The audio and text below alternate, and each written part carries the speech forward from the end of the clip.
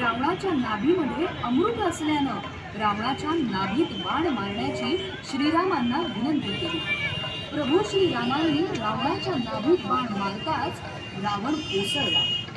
प्रभू श्रीरामांनी रावणाला परास्त करून युद्ध जिंकलं होतं। लंकेच्या जनतेला दुष्ट क्रूर रावणाच्या जाचातून मुक्त केलं। सर्वांनी प्रभू श्रीरामाबरोबरच महापराक्रमी हनुमानाचाही जय जयकार केला।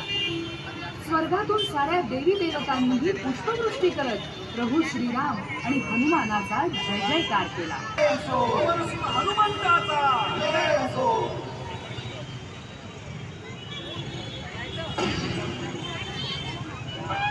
जय श्रीराम।